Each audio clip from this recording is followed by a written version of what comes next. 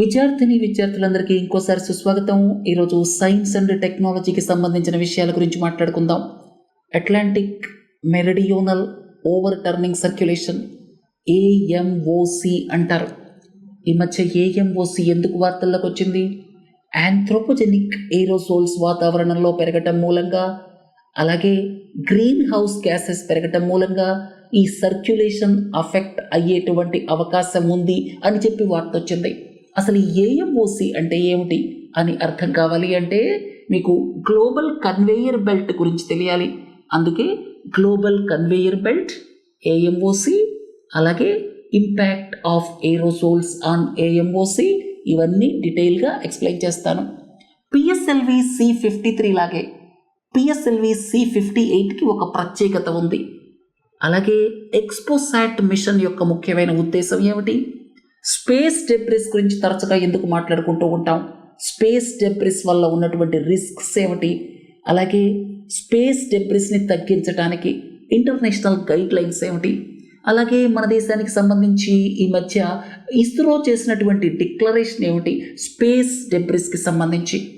అలాగే space situational awareness అంటే ఏమిటి? ఇవన్నీ రాగల 20 నిమిషాల సేపు మాట్లాడుకుందాం. మొదటిది ఏఎంఓసి. ఏఎంఓసి అంటే అట్లాంటిక్ మెరిడియోనల్ ఓవర్ టర్నింగ్ సర్క్యులేషన్. సరే, దీని గురించి మీకు నెమ్మదిగా ఎక్స్ప్లెయిన్ చేస్తాను. అసలు ఇది ఎందుకు వార్తల్లోకి వచ్చింది? ఎందుకంటే ఇక్కడ ఆంథ్రోపోజెనిక్ ఏరోసోల్స్ మూలంగా. అసలు ఈ ఆంథ్రోపోజెనిక్ ఏరోసోల్స్ అంటే ఏమిటి? ఇక్కడ మనం ఒక థర్మల్ పవర్ ప్లాంట్ పెట్టామనుకోండి. థర్మల్ పవర్ ప్లాంట్ పెట్టిన తర్వాత అక్కడ చాలా పొల్యూటెంట్స్ రిలీజ్ అవుతూ ఉంటాయి. సల్ఫర్ డయాక్సైడ్ లాంటిది రిలీజ్ అవుతూ ఉంటుంది. ఆ తర్వాత సల్ఫేట్ పార్టికల్స్ ఫామ్ అవుతాయి, వాటిని ఏరోసోల్స్ అంటాం. అట్లాగే మన డస్ట్ మూలంగా కావచ్చు, స్మోక్ మూలంగా కావచ్చు, చాలా ఏరోసోల్స్ ప్రతిరోజు మనం రిలీజ్ చేస్తున్నాం. ఇండస్ట్రియల్ యాక్టివిటీ మూలంగా కావచ్చు, మన బిల్డింగ్ కన్స్ట్రక్షన్ మూలంగా కావచ్చు, థర్మల్ పవర్ ప్లాంట్స్ మూలంగా కావచ్చు, రకరకాల ఏరోసోల్స్ని మనం రిలీజ్ చేస్తున్నాం. వీటిలో 2 రకాలు: ప్రైమరీ ఏరోసోల్స్, సెకండరీ ఏరోసోల్స్. డైరెక్ట్గా రిలీజ్ అయ్యేటువంటి పార్టికల్స్ ప్రైమరీ ఏరోసోల్స్ అంటాం, ఉదాహరణకి డస్ట్ పార్టికల్స్. సెకండరీ ఏరోసోల్స్ అంటే ఏమిటి? సల్ఫర్ డయాక్సైడ్ రిలీజ్ అవుతుంది థర్మల్ పవర్ ప్లాంట్కి. థర్మల్ పవర్ ప్లాంట్ మూలంగా సల్ఫర్ డయాక్సైడ్ రిలీజ్ అవుతుంది. ఆ తర్వాత కెమికల్ రియాక్షన్ ద్వారా సల్ఫేట్ పార్టికల్స్ ఫామ్ అవుతాయి, వాటిని సెకండరీ ఏరోసోల్స్ అంటాం. అంతేకాకుండా green house gases, carbon dioxide, methane, nitrous oxide లాంటి గ్రీన్ హౌస్ గ్యాసెస్ పెరుగుతూ ఉన్నాయి. సో ఇలాంటి ఆంథ్రోపోజెనిక్ ఏరోసోల్స్ అలాగే గ్రీన్ హౌస్ గ్యాసెస్ పెరగటం మూలంగా ఈ ఏఎంఓసి అనేటువంటిది స్లో డౌన్ అవ్వచ్చు. ఇక మరీ వాతావరణంలో ఇవి పెరిగిపోతే కొలాప్స్ అవ్వచ్చు. దాని మూలంగా చాలా విపరీతమైనటువంటి పరిణామాలు ఉండొచ్చు అని చెప్పి వార్త వచ్చింది. అసలు ఈ అట్లాంటిక్ మెరిడియోనల్ ఓవర్ టర్నింగ్ సర్క్యులేషన్ గురించి తెలియాలి అంటే గ్లోబల్ కన్వేయర్ బెల్ట్ గురించి తెలియాలి. మనం సముద్ర తీర ప్రాంతాలకు వెళ్ళామనుకోండి, విశాఖపట్నం కోస్ట్కి వెళ్ళాం. అక్కడ మీకు సముద్రపు నీళ్లు కనబడుతూ ఉంటాయి. మీరు అనుకుంటారు అక్కడ నీళ్ళు అక్కడే ఉన్నాయి కదా, ఏం మార్పులు చెందవు, అంత మామూలుగానే ఉంటుందని చెప్పి. కానీ ఈ సముద్రాలన్నీ కూడా ఇంటర్ కనెక్టెడ్ అనమాట. ఇక్కడ మీరు గమనించండి ఎలా సర్క్యులేట్ అవుతూ ఉంటాయో. అంటే ఇక్కడ కోల్డ్ వాటర్ కావచ్చు, హాట్ వాటర్ కావచ్చు, అలాగే న్యూట్రియంట్స్ కావచ్చు, అవన్నీ సర్క్యులేట్ అవుతూ ఉంటాయి. ఈ సర్క్యులేషన్ లేకపోతే మెరైన్ లైఫ్ చాలా ఇబ్బంది అవుతుంది. ఈ సర్క్యులేషన్ లేకపోతే చాలా చాలా పరిణామాలు ఉంటాయి. వాటి మూలంగా మన జీవన విధానం కూడా ఎఫెక్ట్ అయ్యేటువంటి అవకాశం ఉంది. ఇవన్నీ కూడా ప్రకృతిలో సహజంగా జరుగుతున్నటువంటి పరిణామాలు అన్నమాట. అయితే గ్లోబల్ కన్వేయర్ బెల్ట్ అంటే ఏమిటి? ఈ circulation of the cold water, warm water. మీరు ఉదాహరణకి పోల్స్ దగ్గరికి వెళ్ళారనుకోండి, అక్కడ కోల్డ్ వాటర్ ఉంటుంది. అంటే సముద్రాల గురించి మాట్లాడుతున్నాను. అంటే నార్త్ అట్లాంటిక్ వెళ్ళామనుకోండి, కోల్డ్ వాటర్ ఉంటుంది. అంతేకాకుండా మీరు మామూలుగా భూమధ్య రేఖా ప్రాంతాలకి, ఈక్వెటోరియల్ రీజియన్స్కి వచ్చారనుకోండి, ట్రాపికల్ రీజియన్స్కి వచ్చారనుకోండి, అక్కడ మీకు హాట్ వాటర్ ఉంటుంది. కానీ అట్లా కాన్స్టెంట్గా ఉండదు, అది సర్క్యులేట్ అవుతూ ఉంటుంది. ఇక్కడ మీకు రకరకాల కారణాలతోటి ఈ వాటర్ సర్క్యులేషన్ జరుగుతూ ఉంటుంది. ఒకటేంటి? టైడల్ వేవ్స్. మీ అందరికీ తెలుసు, సూర్యుడు అలాగే చంద్రుడు, సూర్యుడు చంద్రుడు, సన్ అండ్ మూన్, వాటికి సంబంధించినటువంటి పుల్ మూలంగా, అంటే అవి వాటర్ని పుల్ చేయటం మూలంగా, డిఫరెంట్ డైరెక్షన్స్లో పుల్ చేయటం మూలంగా ఇక్కడ టైడల్ కరెంట్స్ ఏర్పడుతున్నాయన్నమాట. మీరు ఏదైనా కోస్ట్ లైన్కి వెళ్ళారనుకోండి, మీకు పున్నమి రోజు ఒకలా ఉంటుంది, అమావాస్య రోజు ఒకలా ఉంటుంది. దానికి కారణాలు ఏంటంటే ఇక్కడ చంద్రుడు పున్నమి రోజు మనకు కనబడుతూ ఉంటాడు, అమావాస్య రోజు కనపడ్డు. సో అందుకని చంద్రుడు అలాగే సూర్యుడు ఈ యొక్క టైడల్ కరెంట్స్ని ప్రభావితం చేస్తారు. తర్వాత మీరు విండ్ మూలంగా, సర్ఫేస్ విండ్ మూలంగా ఇక్కడ సర్ఫేస్ కరెంట్స్ ఎఫెక్ట్ అవుతాయి. దీనికంటే కూడా ముఖ్యమైనది ఏమిటంటే థర్మోహైలైన్ సర్క్యులేషన్. అంటే మీకు ఇక్కడ చేంజెస్ ఎలా వస్తాయంటే సర్ఫేస్కి సీ ఫ్లోర్కి మధ్యలో, అంటే టెంపరేచర్ వేరుగా ఉంటుంది కదా. ఒకవేళ ఓషన్ డెప్త్ మనం ఉదాహరణకి 4 కిలోమీటర్లు అనుకుందాం, 4 కిలోమీటర్ ఓషన్ డెప్త్ ఉంటే పైన ఉన్నటువంటి వాటర్ టెంపరేచర్ ఒకలా ఉంటుంది, కింద ఉన్నటువంటి టెంపరేచర్ ఒకలా ఉంటుంది. డిఫరెన్షియల్ టెంపరేచర్, అందుకే దీన్ని థెర్మో అన్నారనమాట, డిఫరెన్షియల్ టెంపరేచర్ మూలంగా. అలాగే హెలైన్ అంటే difference in the salt content అనమాట. అంటే మీకు ఇక్కడ ఒక ప్రాంతంలో సాల్ట్ కాంటెంట్ ఎక్కువ ఉండొచ్చు, ఇంకొక ప్రాంతంలో సెలైనిటీ తక్కువ ఉండొచ్చు. డిఫరెన్షియల్ సెలైనిటీ మూలంగా, డిఫరెన్షియల్ టెంపరేచర్ మూలంగా సర్క్యులేషన్ జరుగుతూ ఉంటుంది, పైనుంచి కిందకి, కింద నుంచి పైకి. అర్థమైంది కదా. కోల్డ్ రీజియన్స్ నుంచి హాట్ రీజియన్స్కి, హాట్ రీజియన్ నుంచి కోల్డ్ రీజియన్కి, అవి రకరకాల కారణాలతో జరుగుతూ ఉంటాయి. ఒకటేంటంటే టైడల్ కరెంట్స్, రెండోది సర్ఫేస్ కరెంట్స్ విండ్ మూలంగా, మూడోది థెర్మోహైలైన్ సర్క్యులేషన్ అంటే టెంపరేచర్ డిఫరెన్సెస్, ఒక్కొక్క లేయర్లో ఉండేటువంటి టెంపరేచర్ డిఫరెన్స్ మూలంగా, అలాగే ఒక లేయర్కి ఇంకొక లేయర్కి ఉండేటువంటి సెలైనిటీ డిఫరెన్స్ మూలంగా. సెలైనిటీ డిఫరెన్స్ ఉందనుకోండి ఒక వాటర్ బాడీలో, అదంతా యూనిఫామ్గా అవ్వాలని ట్రై చేస్తూ ఉంటుంది కదా. సో మీరు చూడండి, పక్కన 2 బీకర్స్ తీసుకోండి, ఆ రెండింటిని ఒక పైప్ ద్వారా కలపండి. ఒక పక్క సాల్ట్ వాటర్ పోయండి, ఒక పక్క నార్మల్ వాటర్ పోయండి. 1 గంట పోయేసరికి 2 ఒకే రకమైనటువంటి సెలైనిటీకి వస్తాయన్నమాట, మధ్యలో పైప్తో కనెక్ట్ చేసినప్పుడు. సో ఇక్కడ డిఫరెన్షియల్ సెలైనిటీ ఉండటం, డిఫరెన్షియల్ టెంపరేచర్ ఉండటంతో సర్క్యులేషన్ ఆటోమేటిక్గా వస్తుంది. అంటే కింద నుంచి పైకి, పైనుంచి కిందకి. దీన్ని ఏమంటారంటే థెర్మోహైలైన్ సర్క్యులేషన్ అంటారు. ఈ మొత్తం ప్రాసెస్ అంతా కలిసి ఈ గ్లోబల్ కన్వేయర్ బెల్ట్ అంటారు. గ్లోబల్ కన్వేయర్ బెల్ట్, సముద్రాలన్నీ కూడా మీరు చూడండి ఇక్కడ అన్నీ కూడా ఇంటర్ కనెక్టెడ్ అనమాట. సో గ్లోబల్ కన్వేయర్ బెల్ట్ అనేటువంటిది ప్రపంచంలో ఉన్నటువంటి కనెక్టెడ్ ఓషన్స్, సీస్ ఏవైతే ఉన్నాయో వాటిల్లో జరిగేటువంటి సర్క్యులేషన్. ఇది దేనివల్ల జరుగుతుందంటే సూర్యుడు, చంద్రుడు, విండ్స్, అంతేకాకుండా థెర్మోహైలైన్ అంటే temperature differences in the layers, అలాగే సాల్ట్ కాంటెంట్లో కూడా డిఫరెన్స్ ఉండటం వల్ల వీటన్నిటి మూలంగా కంటిన్యూస్గా ఈ రకమైనటువంటి చేంజెస్ జరుగుతూ ఉంటాయి. దీన్ని ఏమంటారంటే గ్లోబల్ కన్వేయర్ బెల్ట్ అంటారు. ఇందులో అట్లాంటిక్ ఓషన్ ఏదైతే ఉందో, అట్లాంటిక్ ఓషన్లో జరిగేటువంటి సర్క్యులేషన్ని అట్లాంటిక్ మెరిడియోనల్ ఓవర్ టర్నింగ్ సర్క్యులేషన్ అంటారు. అర్థమైంది కదా. ఈ మధ్య దీని గురించి ఎందుకు వార్తలు వచ్చాయంటే మనం వాతావరణంలో యాంథ్రోపోజెనిక్ ఏరోసోల్స్ ఎక్కువ రిలీజ్ చేస్తున్నాం, గ్రీన్ హౌస్ గ్యాసెస్ పెరిగిపోతున్నాయి. వాటి మూలంగా ఈ అట్లాంటిక్ సర్క్యులేషన్ కొలాప్స్ అయ్యే అవకాశం ఉండొచ్చు, స్లో డౌన్ అయ్యే అవకాశం ఉండొచ్చు. దాని పరిణామాలు సివియర్గా ఉంటాయి అని చెప్పి వార్తలు వచ్చాయన్నమాట. సరే, ఈ వార్త తర్వాత ఇంకొక ముఖ్యమైన వార్తకు వెళదాం. PSLV C-58 XPoSat machine. PSLV C-58 ఒక రాకెట్. పిఎస్ఎల్వి, జిఎస్ఎల్వి, ఎస్ఎల్వి అవన్నీ రాకెట్స్. అందులో స్టేజెస్ ఉంటాయి, 3 స్టేజీలు 4 స్టేజీలు అట్లా. పైకి వెళ్ళేటప్పుడు ఎక్కువ బరువు ఉంటుంది ఆ రాకెట్. ఫస్ట్ స్టేజ్ దాటి సెకండ్ స్టేజ్కి వెళ్ళేటప్పటికి ఫస్ట్ స్టేజ్ పని అయిపోగానే అది మండిపోతుంది, అంటే అదంతా కూడా బర్న్ అయిపోతుంది, వెయిట్ తగ్గిపోతుంది. ఇక సెకండ్ స్టేజ్ కూడా కంప్లీట్ అయిపోయిన తర్వాత ఆ పార్ట్ కూడా బర్న్ అయిపోతుంది. అంటే ఇక్కడంతా కూడా అట్మాస్ఫియర్ ఉంటుంది కదా, ఆ అట్మాస్ఫియర్లో అవి బర్న్ అయిపోతాయి అన్నమాట. ఇక ఆ తర్వాత థర్డ్ స్టేజ్, ఫోర్త్ స్టేజ్లకు వచ్చేసరికి అవి అలాగే ఉండిపోతాయి. అంటే ఒక సెటిలైట్ని లాంచ్ చేసిన తర్వాత అక్కడే ఈ యొక్క రాకెట్ పార్ట్స్ ఏవైతే ఉంటాయో హయ్యర్ ఎలివేషన్లో అవి అక్కడే తిరుగుతూ ఉంటాయి. ఎందుకంటే మన గ్రావిటేషనల్ పుల్ ఏదైతే ఉందో అది తక్కువగా ఉంటుంది.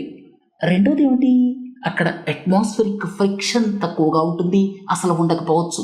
దాంతో మామూలుగా అట్మాస్ఫియర్ ఉన్నప్పుడు ఏం జరుగుతుంది, అట్మాస్ఫియర్ ఉన్నప్పుడు ఆ ఫ్రిక్షన్ తోటి అది కాలిపోతాయి అన్నమాట. ఆ పార్ట్స్ ఏం మిగలదు, బూడిదైపోతాయి. కానీ హయ్యర్ ఆర్బిట్స్కి వెళ్ళేటప్పుడు 700 కిలోమీటర్లు, 800 కిలోమీటర్లు, అలాగే జియో స్టేషనరీ ఆర్బిట్ ఏదైతే ఉందో 36,000 కిలోమీటర్లు అరౌండ్, అంత హైట్కి వెళ్ళినప్పుడు ఏమవుతుందంటే అవి అట్లాగే తిరుగుతూ ఉంటాయి, వాటి పార్ట్స్ తిరుగుతూ ఉంటాయి. అదంతా ఏమిటి, స్పేస్ డెబ్రిస్ అంటాం. దీంతో పాటుగా ఏవైనా సరే శాటిలైట్స్ వాటి లైఫ్ అయిపోయినాయి, అవి కూడా తిరుగుతూ ఉంటాయి. శాటిలైట్ పార్ట్స్ ఏమన్నా ఊడిపోయాయి అనుకోండి, ఏవైనా పెయింట్ ముక్కలు ఊడిపోయాయి అనుకోండి, అవి కూడా తిరుగుతూ ఉంటాయి. ఇదంతా స్పేస్ డెబ్రిస్ అనమాట. 2 రోజుల క్రితం మన ఇస్రో చీఫ్ ఎవరైతే ఉన్నారో ఆయన ఒక విషయాన్ని చెప్పారు. 2030 కల్లా, అంటే 2030 తర్వాత ఏ స్పేస్ లాంచ్ జరిగినా కూడా అది 0 డెబ్రిస్తో ఉంటుంది. అంటే మేము స్పేస్ లాంచెస్ చేసినప్పుడు డెబ్రిస్ క్రియేట్ అవ్వనివ్వము 2030 తర్వాత అని చెప్పి మన ఇస్రో చీఫ్ చెప్పారు. ఎందుకంటే అక్కడ చాలా ముక్కలు ఉన్నాయి. లో ఎర్త్ ఆర్బిట్కి వెళ్ళారనుకోండి, 100 కిలోమీటర్స్ నుంచి 2000 కిలోమీటర్స్ దాకా ఉండేటువంటి దాన్ని లో ఎర్త్ ఆర్బిట్ అంటాం, LEO అంటాం. అక్కడ చాలా శాటిలైట్స్ ఉన్నాయి, చాలా స్పేస్ డెబ్రిస్ ఉంది. తర్వాత స్పేస్ డెబ్రిస్ పెరుగుతున్న కొద్దీ కొలిషన్స్ జరిగేటువంటి అవకాశం ఉంటుంది. కొలిషన్ ఒకటి జరిగిందనుకోండి, ఇంకా స్పేస్ డెబ్రిస్ తయారవుతుంది. ఆ తర్వాత it may lead to cascading effect. దాన్నే మనం కెస్లర్ సిండ్రోమ్ అంటాం. అంటే ఒక్కసారి స్పేస్ డెబ్రిస్ క్రియేట్ అయితే విత్ క్యాస్కేడింగ్ ఎఫెక్ట్ ఇంకా చాలా డెబ్రిస్ తయారయ్యేటువంటి అవకాశం ఉంది. అక్కడ అంత స్పేస్ డెబ్రిస్ పెరుగుతూ పోతూ ఉంటే ఏమవుతుంది, మనం శాటిలైట్స్ లాంచ్ చేయాలంటే చూసుకోవాలి ఎక్కడ డెబ్రిస్ ఉంది, ఎక్కడ లేదు, ఎక్కడ లాంచ్ చేస్తే సేఫ్గా ఉంటుంది. మన రాకెట్ లాంచ్ చేసేటప్పుడు ఏమైనా స్పేస్ డెబ్రిస్ తగిలే అవకాశం ఉందా?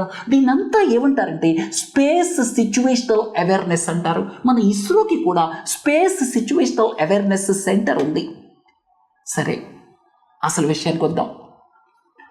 PSLV C-53, PSLV C-58 ఈ 2 లాంచెస్కి ఒక ప్రత్యేకత ఉంది. ఆ ప్రత్యేకతలోకి వెళ్ళబోయే ముందు అసలు ఈ ఎక్స్పోసాట్ మిషన్ అంటే ఏమిటి, తర్వాత PSLV C-58 లాంచ్ చేసినటువంటి ఏవైతే శాటిలైట్స్ ఉన్నాయో అవి ఏమిటి ఒకసారి చూద్దాం. ఒక 10 శాటిలైట్స్, 10-11 శాటిలైట్స్ లాంచ్ చేసింది PSLV రాకెట్. వాటిల్లో ఎక్స్పోసాట్ మిషన్ ముఖ్యమైనదన్నమాట. ఎక్స్పోసాట్ మిషన్ అనేది ముఖ్యమైనది. ఎక్స్పోసాట్ ఏంటంటే first dedicated scientific satellite. ISRO నుంచి మొట్టమొదటి డెడికేటెడ్ శాటిలైట్. ఎక్స్రే ఏవైతే ఎమిట్ చేస్తాయో, ఎక్స్రేస్ని రిలీజ్ చేస్తాయి కదా రకరకాల సెలెస్టియల్ బాడీస్, అంటే మన విశ్వంలో ఉన్నటువంటి ఈ రకరకాల సెలెస్టియల్ బాడీస్ ఏవైతే ఎక్స్రేస్ని రిలీజ్ చేస్తాయో ఆ ఎక్స్రేస్ని మెజర్ చేయడానికి ఎక్స్క్లూజివ్ శాటిలైట్ అనమాట ఎక్స్పోసాట్ మిషన్. మన దేశం 2వ దేశం ఎక్స్క్లూజివ్ శాటిలైట్ ఈ యొక్క ఏవైతే ఎక్స్రేస్ ఉన్నాయో, అంటే ఎక్స్రేస్ ఏవైతే సెలెస్టియల్ బాడీస్ నుంచి ప్రొడ్యూస్ అవుతాయో వాటిని మెజర్ చేయడానికి ఎక్స్క్లూజివ్గా శాటిలైట్ని లాంచ్ చేసినటువంటి దేశాల్లో మన దేశం 2వదనమాట. అందుకే మన దేశం స్పేస్ విషయానికి వస్తే ఎలైట్ క్లబ్లో చేరుతుంది. సరే, అసలు విషయానికి వద్దాం. సో ఎక్స్పోసాట్ మిషన్ అనేటువంటిది మన దేశానికి సంబంధించినటువంటి ప్రత్యేకమైనటువంటి మిషన్.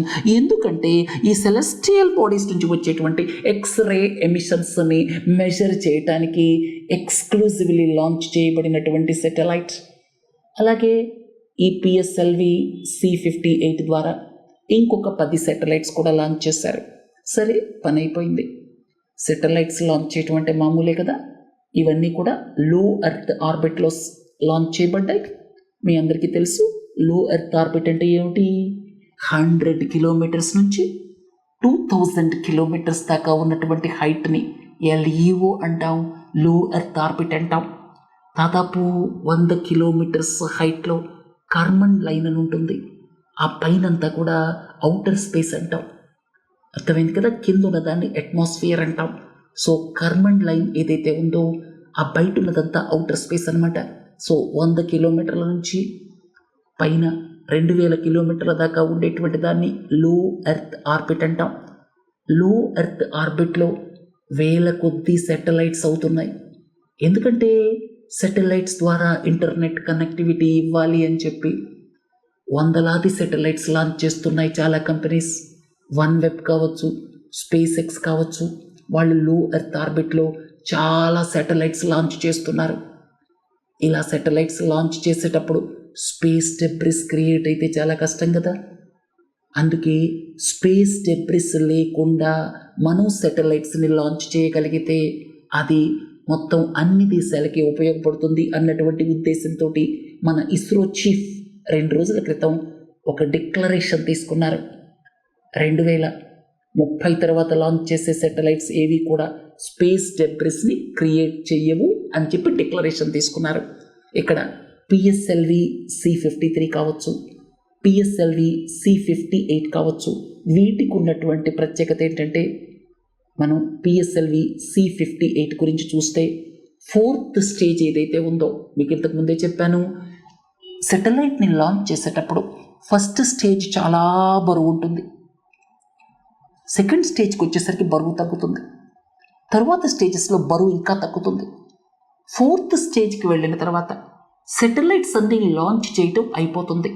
ఆ తర్వాత అది ఒక వేస్ట్ ప్రోడక్ట్గా ఆ యొక్క రాకెట్కి సంబంధించిన పార్ట్స్ తిరుగుతూ ఉంటాయి.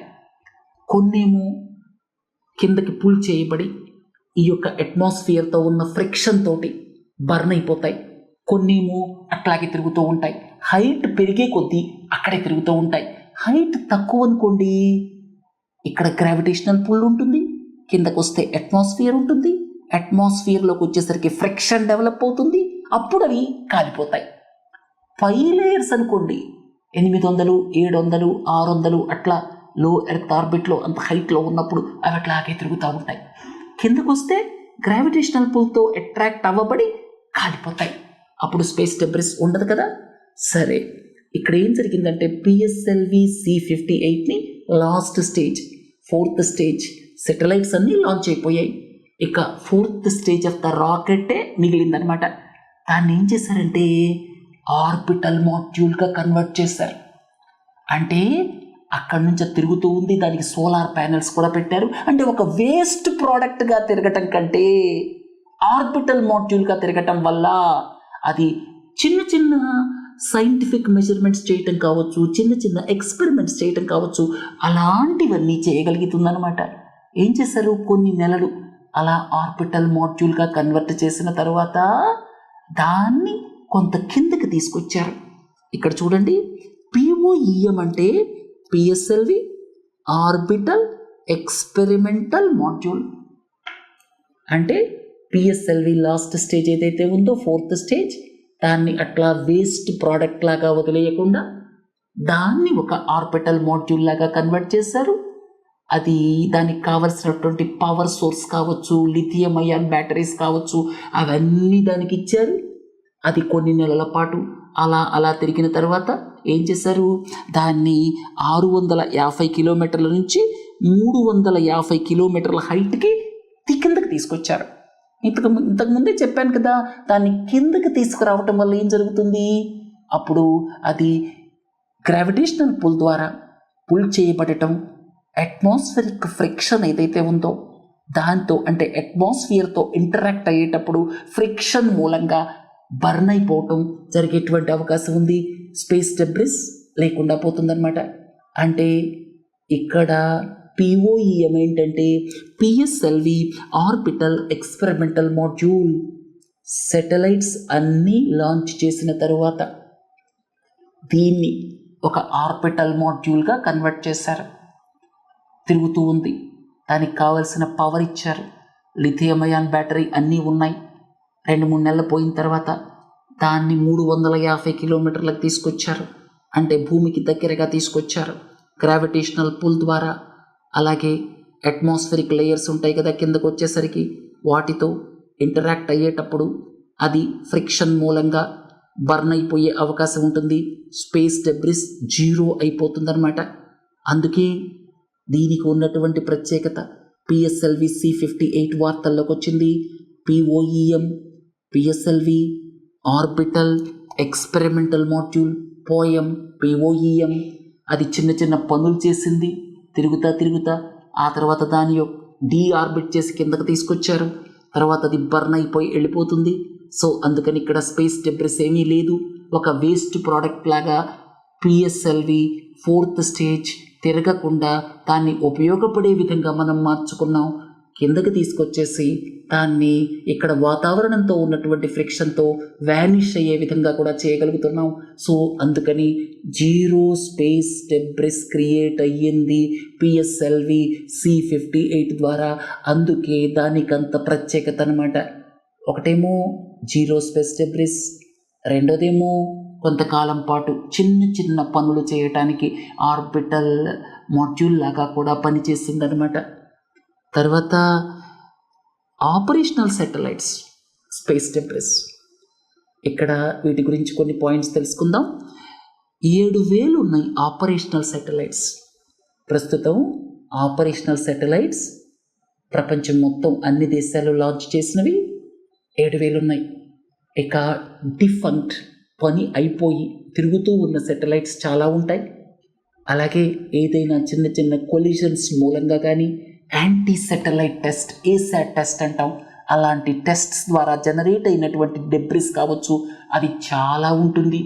రాకెట్ పార్ట్స్ కావచ్చు, శాటిలైట్ పార్ట్స్ కావచ్చు, ఇలాంటివన్నీ చాలా తిరుగుతూ ఉంటాయి. దానంతటినీ స్పేస్ డెబ్రిస్ అంటాం.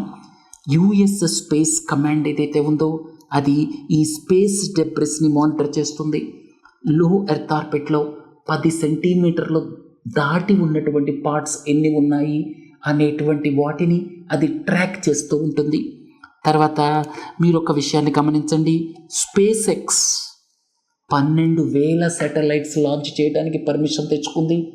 ఇంకా 30,000 శాటిలైట్స్కి అప్లై చేసింది.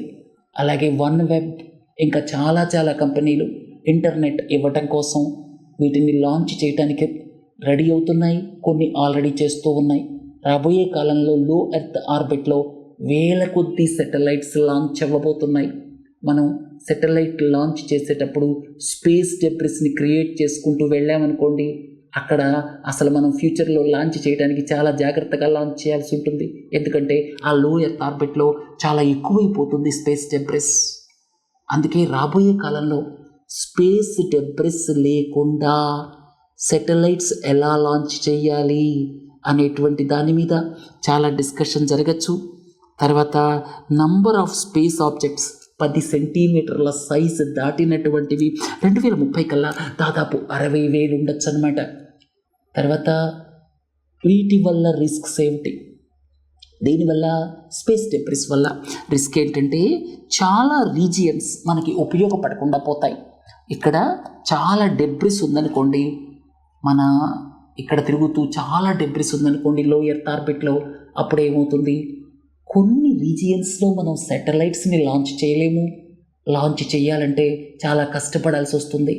ఏ డెబ్రిస్ వచ్చి ఏ రాకెట్ని తగులుతుందో, ఏ శాటిలైట్ని తగులుతుందో తెలియదు అనమాట.